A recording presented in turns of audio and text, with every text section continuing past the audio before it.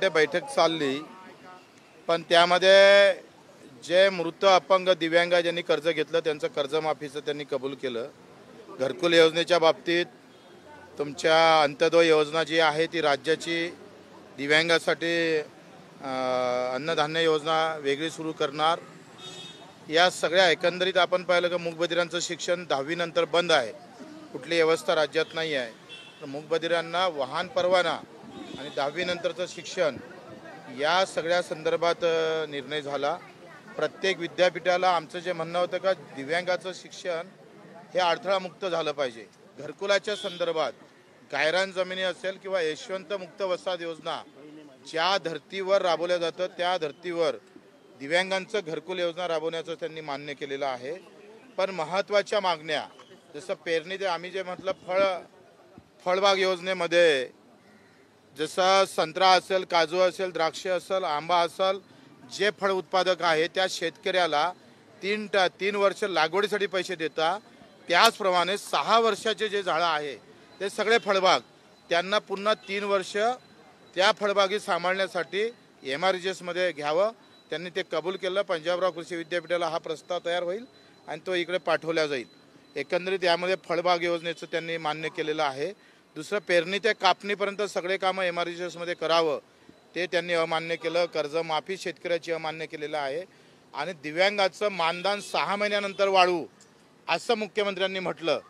एकंदरीत सगळ्या मागण्या मंजूर केल्यानंतर मानधन आणि कर्जमाफीच्या विषयात मुख्यमंत्री आणि अजितदादांना मात्र आम्हाला फारसा दिलासा दिलेला नाही। बाकी 18 मागण्यामध्ये जरी त्यांनी मंजुरात दिल्या असल्या, 18 मागण्या जरी मंजूर केल्या असल्या तरी 2 मागण्या मात्र पुन्हा आमच्यासाठी लढण्यासाठी ठेवलेल्या आहे। भाऊ आपण पाहिलं असेल तर कर्जमाफीवरूनच विषय निघाला म्हणून माणिकराव कोकाटे देखील म्हणले होते की कर्जमाफी होणं ही अशक्य आहे। तर आपण ह्याच्याकडे पण कसं कर्जमाफीचं बोलताय, पण कृषी मंत्री माणिकराव कोकाटे एकंदरीत शेतकऱ्यांना जपताना दिसत आहेत। शेतकऱ्याच्याच कर्जमाफीची आम्ही बोललो होतो आणि दिव्यांगाची कर्जमाफी, तसं दिव्यांग वित्त मंडळ आणि कोणतेही वित्त मंडळ जे जातीचे वित्त मंडळ बनलेले आहे त्यामध्ये एक चांगली सुधारणा होऊ शकते, तो सुझाव आम्ही दिलेला आहे।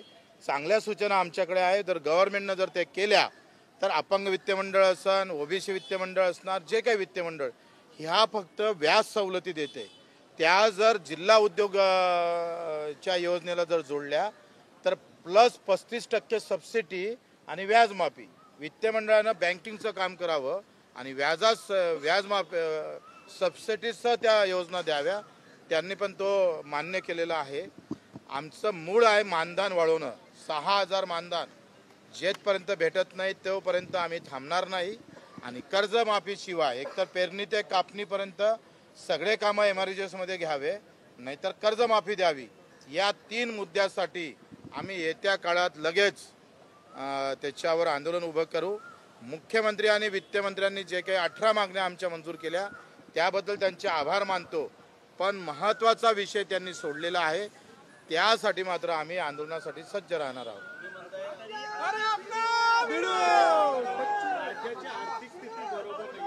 आम्ही त्यांना सांगितलं CWM नावाची एक युरोपची कंपनी आहे, ते सरकारला 2.5 लाख कोटी 1 लाख कोटी पगार व्याजी पैसे द्यायला तयार आहे 15 वर्षासाठी। त्यांच्याकडे पैसे नाही ना तर पैशाची व्यवस्था आम्ही देतोय करू। आम्ही त्या कंपनीचा प्रस्ताव पण सरकारला दिला, ते म्हणतं 5 वर्ष आम्ही तुम्हाला कर्जावर व्याज आकारणार नाही आणि 5 वर्षानंतरच 3% व्याज आकारू। 5 वर्षानंतर मग जर 1 लाख कोटी रुपये जर तुम्हाला भेटत असेल आणि कंपनी तुम्हाला द्यायला तयार असेल तर वित्ताचा प्रश्न मिटला। मग नोटा जास्त छापा ना, पैसे कमी असेल तर नोटा छापा, नोटा छापणं तो तुमच्याच हाती आहे। तुम्ही 8वा वेतन आयोग तुम्ही बाकीच्यासाठी नोटा छापताय, तसं यासाठी नोटा छापल्या पाहिजे। पैसे निर्माण करणं तर आमच्याच हाती आहे ना, आणि त्या कशा छापावा त्याची अक्कल आमच्याकडे आहे। ते म्हणाल तेव्हा आम्ही त्यांना देऊ।